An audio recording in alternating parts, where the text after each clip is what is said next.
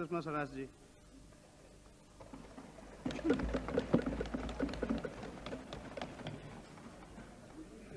अध्यक्ष जी, विश्वास का जो प्रस्ताव भारत के नए प्रधानमंत्री श्री इंद्र कुमार गुजराल जी ने अभी सदन में चर्चा के लिए रखा है, मैं अपनी पार्टी की ओर से उसका विरोध करने के लिए खड़ी हुई। अध्यक्ष जी, परसों जी टीवी पर मैं आपका एक इंटरव्यू देख रही थी जिसमें आपने ये कहा कि 11वीं लोकसभा जिसकी अध्यक्षता करने का सौभाग्य आपको प्राप्त हुआ है वो सबसे ज्यादा संख्या में विश्वास मत लाने के लिए चर्चित होगी। वो बिल्कुल सही बात है। अध्यक्ष जी, आज तक नो कॉन्फिडेंस मोशन जो हुआ देश में 5-4 इसी संसद में बिल्कुल सही कह रहे हैं अध्यक्ष जी, वास्तव में देश का कोई पूर्व सूचना और प्रसारण मंत्री पहली बार लोकसभा का अध्यक्ष चुना गया है, इसलिए इस सरकार ने विश्वास प्रस्तावों का सीरियल बनाने का फैसला किया है जिसका तीसरा एपिसोड आज हम देख रहे हैं। प्रधानमंत्री भी पूर्व सूचना मंत्री और आप भी। अध्यक्ष जी, अभी विश्वास मत रखते हुए अपने पहले वाक्य में प्रधानमंत्री ने कहा, मैं आने वाले दिनों की कुछ बात कहूं तो अच्छा होगा। आने वाले दिन की बात तो हमने सुनी गुजराल जी, लेकिन कुछ बीते हुए दिनों की भी बताते तो ज्यादा अच्छा होता। ये सरकार आगे क्या करेगी ये तो हम सब देखेंगे, लेकिन ये सरकार अस्तित्व में कैसे आई जरा इसकी भी दास्तां सुनाते तो अच्छा होता। अध्यक्ष जी, गए 10 दिनों में इस देश के राजनीतिक रंगमंच पर जो कुछ घटा है वो बेहद शर्मनाक है। वो 10 दिनों का इतिहास धोखाधड़ी और बेवफाई का इतिहास है। जो मंत्री आज इस तरफ बैठे हैं, अध्यक्ष जी, आज से 10 दिन पहले जब विश्वास प्रस्ताव यहां रखा गया था, जिस समय वो प्रस्ताव रखा जाना था, मैं सदन में प्रवेश कर रही थी, मुझसे बाहर एक पत्रकार ने पूछा, सुषमा जी आज क्या होगा? तो मैंने कहा होगा क्या, या इस सरकार की जान जाएगी या नाक जाएगी। लेकिन उस दिन मैंने ये कल्पना नहीं की थी कि इस सरकार की एक दिन जान जाएगी और दूसरे दिन नाक भी जाएगी। जो सरकार 11 अप्रैल को गिरी, आज वही सरकार अपनी प्रतिष्ठा धूल में मिलाकर विश्व के सबसे बड़े लोकतंत्र भारत की दुनिया में जग हंसाई करवाकर खिल्ली उड़वाकर पुनर्जीवित हो रही है। वो मंत्री जो 10 दिन पहले इसी सत्र में, इसी सदन में देवे गौड़ा के साथ जीने मरने की दुहाई दे रहे थे, आज वो सभी गुजराल जी के नेतृत्व में वापस इस तरफ बैठे। उसकी कार्रवाई केवल आपने और मैंने नहीं सुनी थी, केवल इस सदन के सदस्यों ने नहीं सुनी थी, दूरदर्शन पर उस कार्रवाई का सीधा प्रसारण हुआ था, देश के करोड़ों लोगों ने उसे देखा था। यहीं बैठे हैं रामविलास पासवान, कितना गरज कर कहा था, कहते हैं ये कांग्रेसी नेता बदल दो। क्यों बदल दे नेता? नेता कोई मजाक की चीज है? ये मेरे पास रामविलास पासवान के भाषण की प्रति है, मैं अपने मन से नहीं इनका एक एक वाक्य बोलकर सुनाना चाहती हूँ।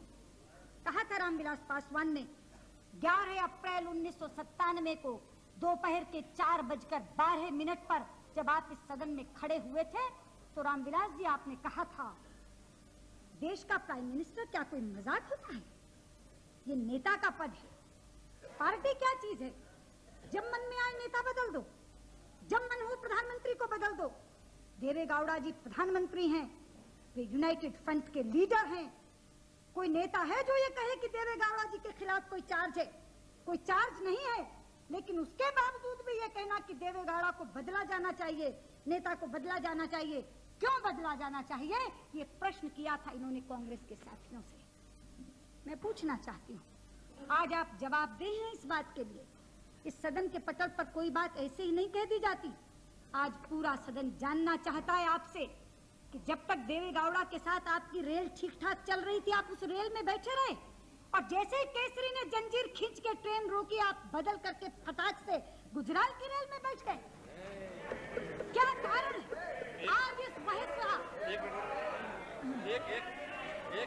एक सेकंड देंगे, एक मिनट बात, एक मिनट बोलिए बोलिए। मैं आप सुषमा जी क्या कहना चाहती हैं कि कल यदि अटल जी के बदले में वहाँ क्या कहते हैं कि मुरली मनोहर जोशी जी, आडवाणी जी आ जाए तो आप पार्टी छोड़ देंगी? कभी सदन में ऐसा नहीं होगा, सदन में ऐसा नहीं होगा। ये देश के साथ मजाक किया है आपने। अध्यक्ष जी,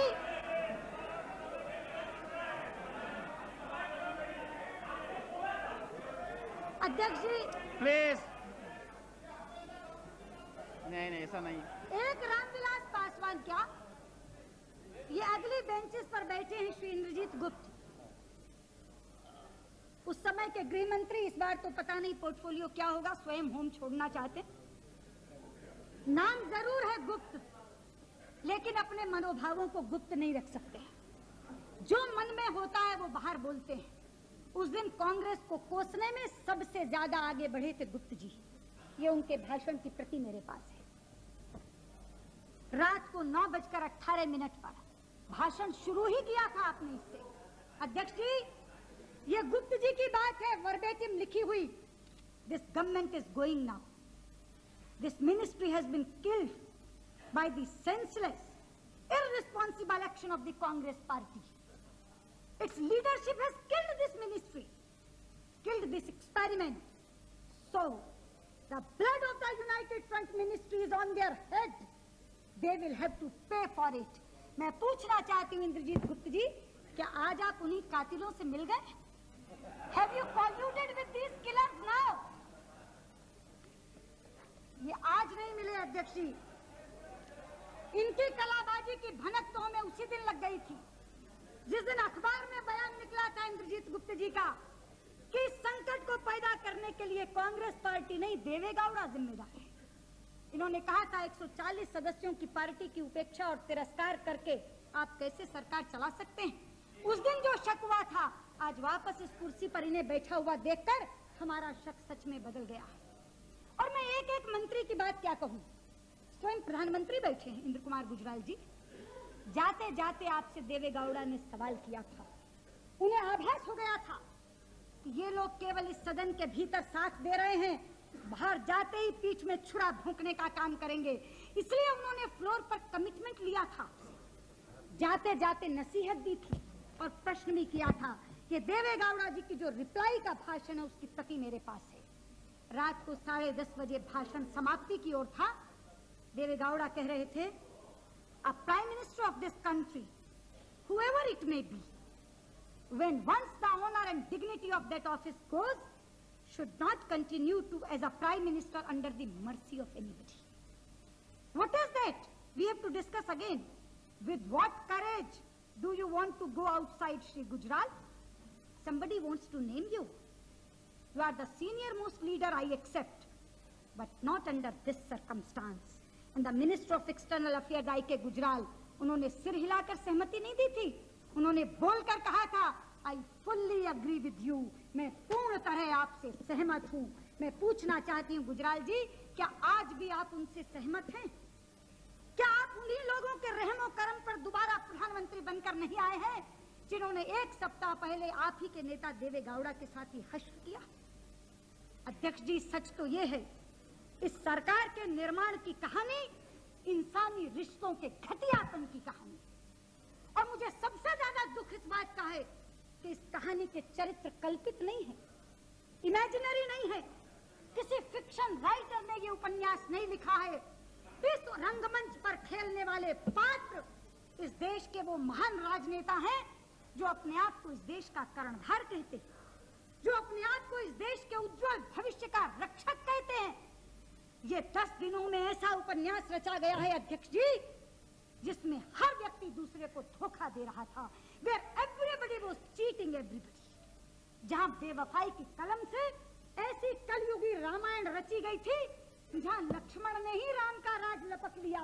ये रामायण केवल यहाँ रची जाती है। और जब अखबारों में ये खबरें आती थी, मेरे मुंह से केवल 2 पंक्तियां निकलती थीं, जो शायद अगर देवे गौड़ा हिंदी समझते तो बोल सकते थे कि दोस्तों ने दोस्ती में इस कदर की दुश्मनी, दुश्मनों की दुश्मनी का सब गिला जाता रहा। गुजराल जी, इस पृष्ठभूमि के साथ जो सरकार आई है वो देश का क्या भला करेगी, ये प्रश्न मेरे सामने है। जहां तक आपका व्यक्तिगत ताल्लुक है, आप बजाते खुद एक बहुत अच्छे इंसान हैं, आप मेरे व्यक्तिगत मित्र भी हैं, और लाख लालू कहें आप पटना के निवासी हैं, मुझे गर्व है आप मेरे संसदीय क्षेत्र के स्थायी निवासी हैं। मेरी कॉन्स्टिट्यूएंसी ने देश को प्राइम मिनिस्टर दिया है, लेकिन आपके इस पद को ग्रहण करने पर मुझे खुशी कम और चिंता ज्यादा सता रही है, क्योंकि आप ऐसी बेड़ियों में जकड़े हुए प्रधानमंत्री बने। आप जिस यूनाइटेड फ्रंट के लीडर हैं, वो यूनाइटेड फ्रंट कोई कोहेसिव यूनिट नहीं है, वो एक चक्रव्यूह है, चक्रव्यूह, जिस चक्रव्यूह में सबसे पहले राजनीतिक दल हैं, 1-2 नहीं, पूरे 14।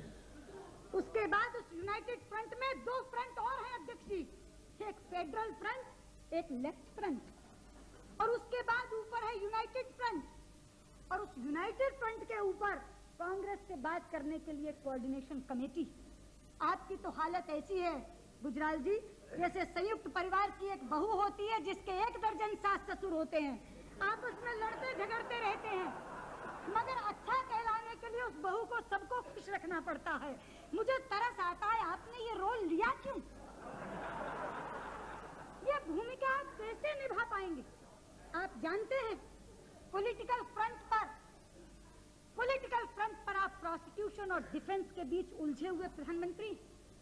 आपका एक पार्टनर चाहता है इनको फंसाओ, आपका दूसरा पार्टनर चाहता है अपने आप को बचाओ, और दोनों ने अपनी अपनी उम्मीद रखकर आपको चुना है, और दोनों की उम्मीदों पर आपको बहुत जल्दी खरा उतरना है। आप कैसे उतर पाएंगे?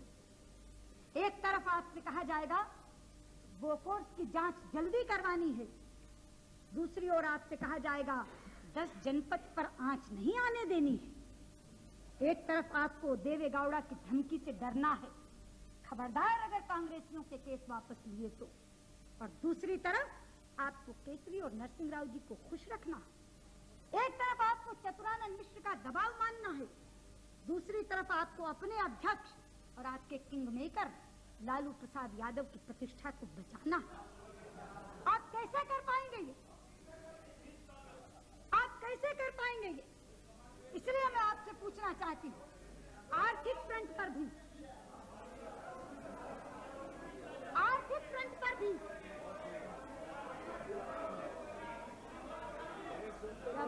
हिम्मत होनी चाहिए।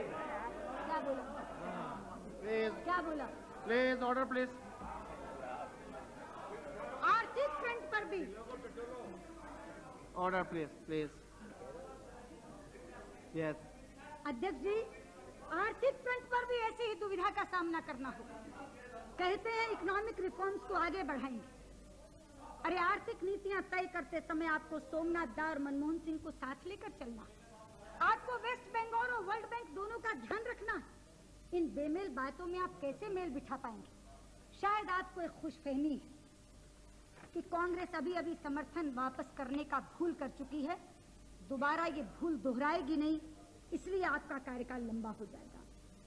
गुजराल जी अंग्रेजी में कहते हैं wise man learn from others experience, लेकिन शायद इस सदन में किसी ने किसी से ना सीखने की कसम खाई। हर व्यक्ति जिसने कांग्रेस का सपोर्ट लिया वो इस खुशफहमी में लिया कि मुझसे कांग्रेस समर्थन वापस नहीं लेगी। चौधरी चरण सिंह जी के अनुभव से माननीय चंद्रशेखर जी ने नहीं सीखा, चंद्रशेखर जी के अनुभव से देवे गौड़ा जी ने नहीं सीखा, और देवे गौड़ा जी के हाल के ताजा अनुभव से आपने नहीं सीखा। आपको नहीं पता, अरे कांग्रेस का समर्थन तो बेताल की कथा की तरह होता, पीठ पर बेताल चढ़ता है।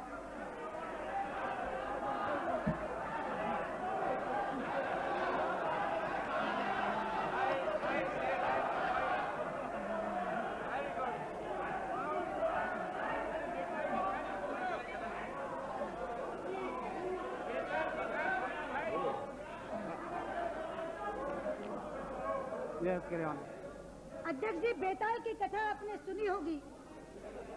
पीठ पर उसको बैठाया जाता है, चढ़ जाता है, आधे रास्ते चलकर कहानी सुनाता है, बाद में कठिन सवाल पूछता है और साथ ही धमकी देता है, बोल नहीं तो तेरे सिर के टुकड़े टुकड़े कर दूंगा। और जैसे ही राजा बोलता है, बेताल वापस पेड़ पर जाकर बैठ जाता है। कितनी बार ये पीठ पर बैठाए गए, कितनी बार इन्होंने आधा सफर तय किया, कितनी बार उल्टे सीधे सवाल पूछे, लेकिन राजा का मुंह खुलते ही बेताल पेड़ पर जा बैठा।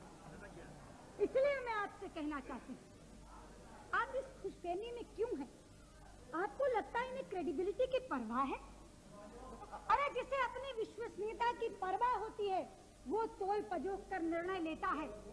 कांग्रेस के निर्णय तो शुद्ध स्वार्थ से प्रेरित होते हैं। आज बैठे नहीं राजेश पायलट यहाँ, उस दिन बहुत बढ़-बढ़ कर कह रहे थे कि कांग्रेस पर आप सत्ता लोलुपता का इल्जाम लगाते हैं। कांग्रेस सत्ता लोलुप कहाँ है? उसने पंजाब का समझौता किया, उसने असम का समझौता किया, उसने मिजोरम का समझौता किया, और समझौता करके हमने अपनी सरकारें उनको सौंप दी, अन्य राजनीतिक दलों को सौंप दी। मैं पूछना चाहती हूँ, अगर राजेश जी आज यहाँ होते, कि वो हर बार आधी बात बताकर क्यों रह जाते? ये बात उन्होंने पहली बार नहीं 20 बार पहले दोहराई। जरा ये भी बताएं, कश्मीर का एकॉर्ड तो किया, मगर फारूक अब्दुल्ला की सरकार किसने गिराई? पंजाब का समझौता तो किया, मगर बरनाला की सरकार किसने गिराई?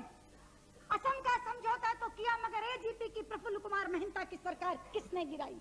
मिजोरम का समझौता तो किया, मगर लाल देगा की सरकार किसने गिराई? आप सत्ता लोलुपता की बात करते हैं। अरे 40 साल जो राज में रहने की आपको आदत पड़ गई है, आप राज के बाहर रह नहीं सकते। अध्यक्ष जी, ये तो इस बार इनका तीर चूक गया, वरना इस बार का भी जो निर्णय किया गया था, वो किसी और कारण से नहीं, ये सोचकर क्या था। ये दिलों को पूछो क्या गुजरी है, दिलों के ऊपर क्या गुजरी है, दिलों को हकीकत है, ये हकीकत। बैठ जाओ। Please, order, please, order. अध्यक्ष जी, वरना इस बार का निर्णय भी। Please, Agarwal ji, no, enough. No. Please, have some patience. You must listen to other point of view. Please.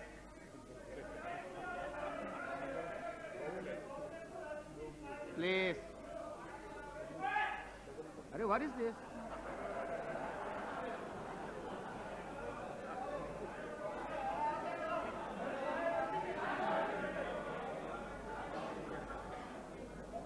अध्यक्ष जी,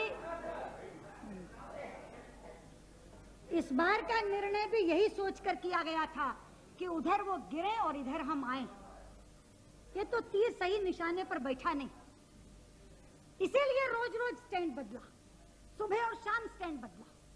पहले दिन कहा यूनाइटेड फ्रंट की कम्युनल पॉलिसीज के कारण से हम समर्थन वापस लेते हैं, क्योंकि ये कम्युनलिज्म को देश में कंटेन करने में विफल रहे। दूसरे दिन कहा यूनाइटेड फ्रंट कम्युनल नहीं है, बात अगर ठीक थी तो बदला क्यों? यूनाइटेड फ्रंट कम्युनल नहीं है, देवेगौड़ा कम्युनल है। तीसरे दिन कहा मैं वीपी सिंह की बात से पिघल गया, और चौथे दिन देवेगौड़ा के बारे जो कहा मैं दोहराना नहीं चाहती, क्योंकि वो शब्द संसदीय भाषा के शब्द नहीं है, शालीनता के शब्द नहीं है। पांचवें दिन कहा हम यूएफ को समर्थन देते रह सकते हैं। छठे दिन कहा पत्र वापस लेंगे, मगर तब जब यूनाइटेड फ्रंट का लीडर बदल दिया जाए। ये तो जब राष्ट्रपति ने साफ साफ शब्दों में मांगा कि अपना स्टैंड बताओ, वरना हाउस डिसॉल्व होने के अलावा कोई विकल्प नहीं है, तब लिखकर देना पड़ा। वरना बीच बीच में इस बार भी हुड़क उठती रही कि दाव लग जाए तो उधर बैठ जा, और यही नहीं लगा कि अगर अपनी नहीं बना सकते तो इसी में चले जाएं। ये तो सोमनाथ चटर्जी और चंद्रबाबू नायडू की जिद के कारण बाहर बैठे हैं, लेकिन आज भी अगर इनके बस में हो तो तुरंत छलांग लगा करके ट्रेजरी बेंचेस पर बैठना चाहते हैं। ये धोखाधड़ी की कहानी यूं ही थोड़ी थी। केसरी की लालू से बात हो गई थी, मूपनार जी से बात हो गई थी।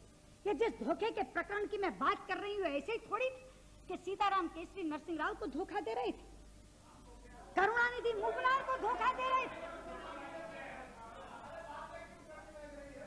लालू प्रसाद यादव कैमरे पर आकर कह रहे डंडा टेक कर कह दो चचा केसरी से नेता नहीं बदला जाएगा, चुनाव होगा, चलो गांव की ओर। और अंदर खाने अपने ही दल में नेतृत्व परिवर्तन के हस्ताक्षर करवा रहे थे।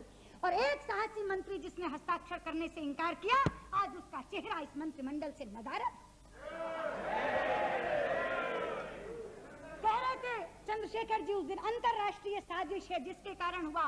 नहीं चंद्रशेखर जी, अंतरराष्ट्रीय साजिश होती तो रूस के सबसे करीबी विदेश मंत्री को प्रधानमंत्री नहीं बनाते। केवल सत्ता लोलुपता और केसों से बरी होने की विवशता इन लोगों के विड्रॉल ऑफ सपोर्ट का एकमात्र कारण था।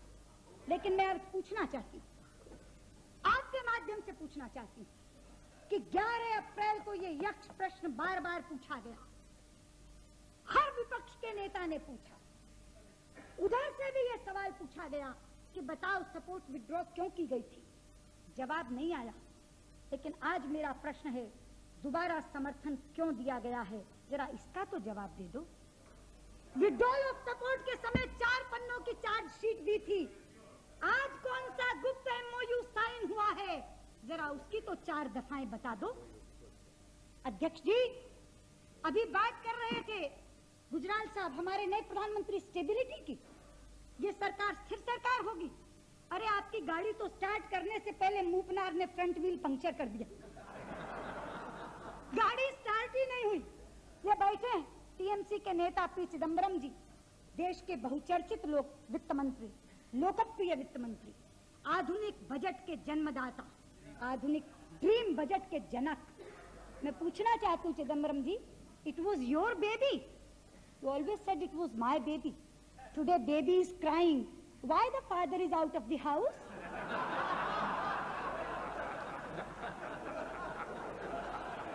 ये कैसी सरकार है? अध्यक्ष जी अभी कह रहे थे प्रधानमंत्री ये गाड़ी चलेगी, जितना यकीन हो उतना, जितना मुमकिन और का मुमकिन से भी ज्यादा चलेगी। कैसे चलेगी ये बेमेल पहियों की गाड़ी, कैसे चलेगी? हाँ मुझे मालूम है जवाब में जो कहा जाएगा, चलेगी नहीं दौड़ेगी, बीजेपी को रोकने के लिए चलेगी, सांप्रदायिकता को कंटेन करने के लिए चलेगी, धर्मनिरपेक्षता को स्ट्रेंथन करने के लिए चलेगी। यही तर्क आएंगे, यही जवाब आएंगे, घिसे पिटे तर्क जो 28 मई 1996 से लेकर के 12 अप्रैल 1997 तक हम सुन रहे हैं। वही धुरी, वही राग, वही भय। भाजपा आ जाएगी, भाजपा आ जाएगी, चुनावों का डर। एक एक व्यक्ति ने 11 अप्रैल को बोला, समर्थकों ने भी और विरोधियों ने भी।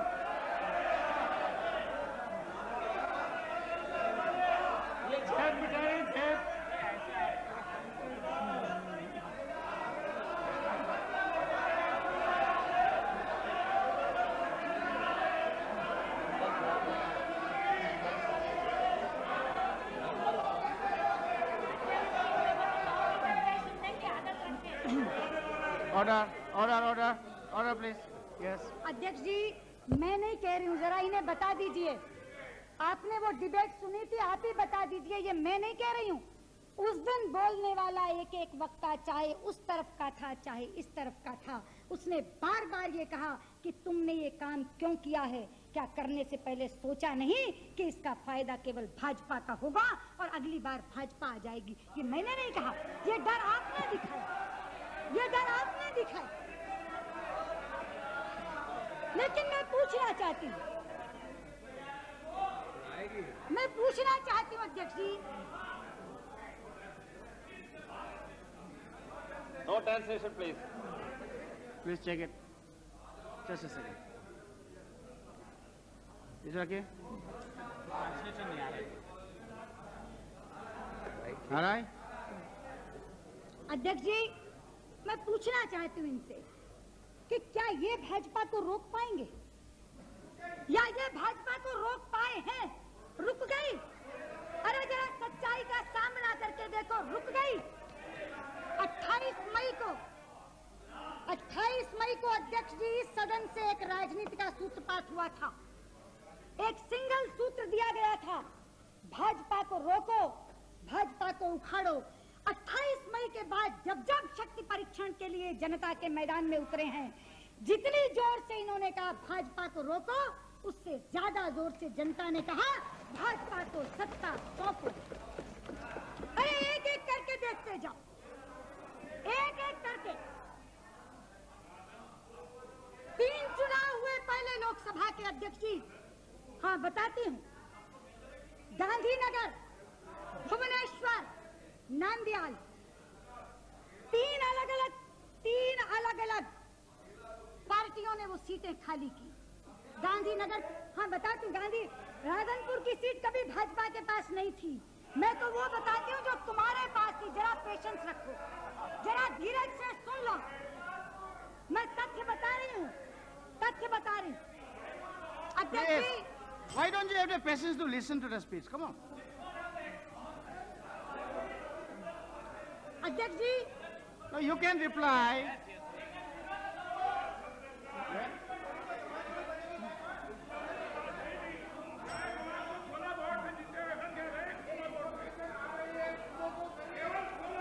प्लीज जोशी जी, क्यों इतना चिल्ला रहा है आप? प्लीज।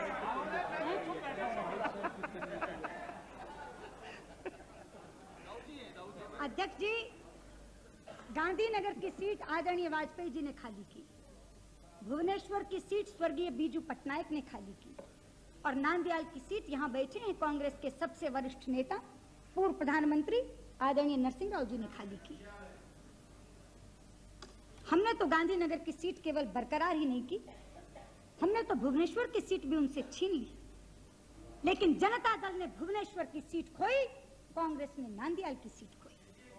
उसके बाद आए उपचुनाव, नागौर, छिंदवाड़ा। मैं पूछना चाहती हूँ, कांग्रेस के सबसे बड़े गढ़ और किले थे वो। सन 77 में भी केवल ये 2 सीटें थी पूरे उत्तर भारत में जो कांग्रेस नहीं हारी थी। क्या कारण है?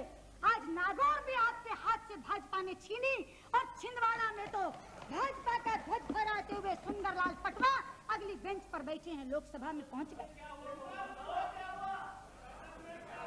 अध्यक्ष जी,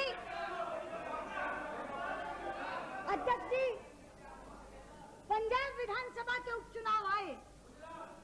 सोमनाथ जी, कॉमरेड सुरजीत पूरे देश की राजनीति के चाणक्य बनते हैं। जरा पूछिए उनके होम स्टेट में क्या हुआ। कांग्रेस और कम्युनिस्टों को धराशायी करते हुए 117 में से 93 सीटें अकाली दल भाजपा गठबंधन ने जीत ली। नगर निगमों के चुनाव हुए, चंडीगढ़ नगर निगम हो, दिल्ली नगर निगम हो, मुंबई नगर निगम हो, छोटा सा दिल्ली का छावनी बोर्ड हो, भारतीय जनता पार्टी का कब्जा होता चला गया। भाजपा को आप कोसने से रोक नहीं पाओगे। समय भाजपा को कोसने का नहीं है, अपने अपने दिल में झांककर अपने लिए आत्मचिंतन करने का है। आज समय है जब कांग्रेस जन सोचें कि क्या कारण है देश की स्वतंत्रता संग्राम की अगुवाई करने वाली कांग्रेस इस देश में सियासी जमात के रूप में नहीं बल्कि कौमी तहरीक के रूप में जानी जाने वाली कांग्रेस आज चंद सूबों तक सिमट कर क्यों रह गई? गिरेवा में झांकिए और जवाब दीजिए। आपके लिए आत्मचिंतन का विषय है ये कि सूबों की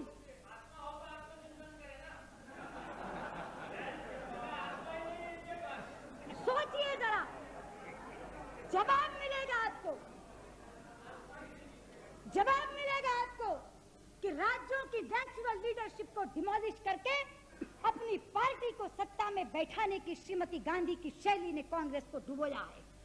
जवाब मिलेगा आपको, राजीव गांधी के दुस्साहसी एडवेंचरिज्म ने कांग्रेस को डुबोया है। जवाब मिलेगा आपको, नरसिंह राव जी के राज में बढ़ते हुए भ्रष्टाचार और पॉलिटिकल परसिक्यूशन की शैली ने कांग्रेस को डुबोया है। जवाब मिलेगा आपको, कांग्रेस सीताराम केसरी के अविवेकपूर्ण फैसलों ने कांग्रेस को डुबोया। उस दिन कह रहे थे, यहाँ कह रहे थे देवे गौड़ा लंदन टाइम्स दिखा करके कि old man in a hurry, no, Kesari was not in a hurry, Kesari was in a worry. केसों से बरी होने की वरी के कारण से ये सपोर्ट विड्रॉ की गई। आज समय है One will. No, sir, I will not yield. Can't You have told me to You can reply. You can reply. people who are She is not yielding. Please again and again. She is not yielding. You can reply.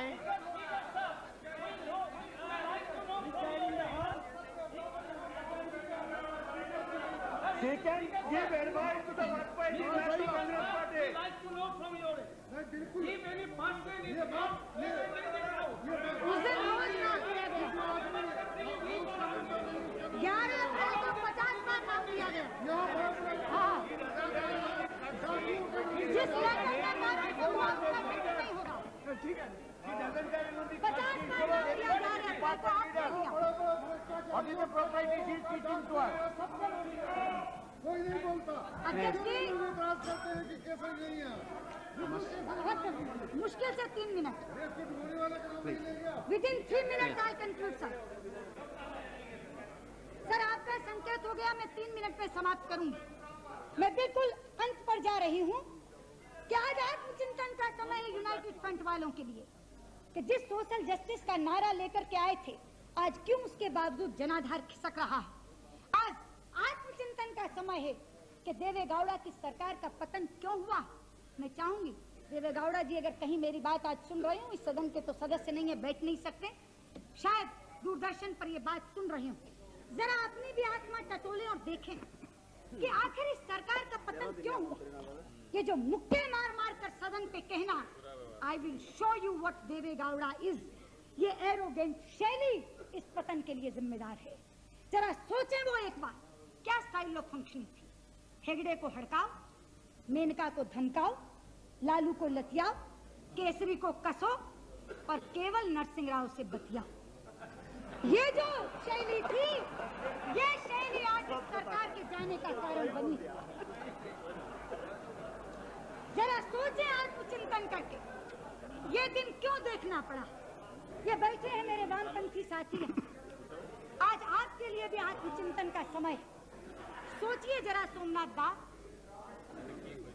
जो विचारधारा communist की विचारधारा पूरे विश्व से उखड़ती जा रही है, आप उसे भारत में लादने की नाकाम कोशिश क्यों कर रहे हैं। आपको मालूम है, अरे जो रेड फ्लैग रेड स्क्वायर से उतारा जा चुका अध्यक्ष जी, उसे भारत के रेड फोर्ट पर फैलाने का अगर ये स्वप्न देख रहे हैं तो वो स्वप्न कैसे साकार होगा। वो विचारधारा का समय जा चुका है, लेकिन हमारे वामपंथी साथियों की तकलीफ एक है, वो गलती स्वीकार तो करते हैं मगर समय निकल जाने के बाद। 1940 की गलती 1947 में स्वीकारी। इमरजेंसी में कांग्रेस को समर्थन देने की सीपीआई ने गलती इमरजेंसी हटने के बाद स्वीकारी। नेताजी सुभाष बोस को पता नहीं क्या क्या कहा, उनकी स्वर्ण जयंती पर जाकर के उनको माला पहनाते हुए वो गलती स्वीकारी।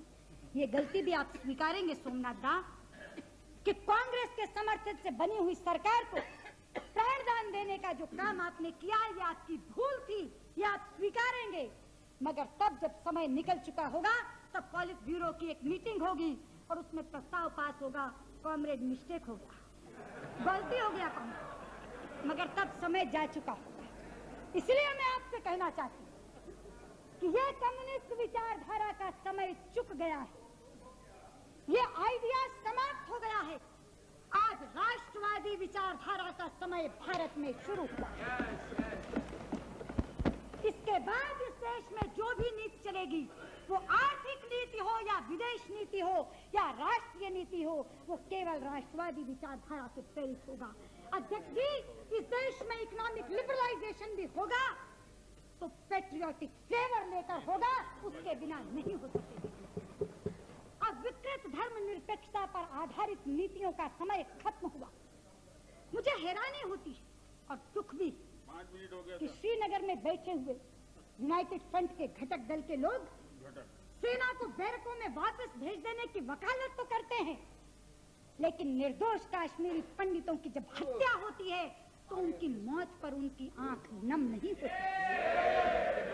मुझे दुख होता है कि बांग्लादेश में होने वाली घुसपैठ की जस्टिफिकेशन इस सरकार के रक्षा मंत्री ह्यूमैनिटी के नाम पर देते हैं, लेकिन अपने ही देश के बोलांगीर और काला हांडी की भूख इन्हें दिखाई नहीं देती। इसलिए कहना चाहती हूँ। अब इस देश का राज राष्ट्रवादी शक्तियों के माध्यम से चलेगा। अध्यक्ष जी, इस सदन में चूंकि संख्या आ चुकी है, इसलिए तिकड़म भिड़ाकर यहाँ संख्या बल के आधार पर आप इस सदन में तो हमें विपक्ष में बैठाए रख सकते हैं, लेकिन मैं एक भविष्यवाणी करना चाहती हूँ। अगला शक्ति परीक्षण जब भी होगा, हाँ,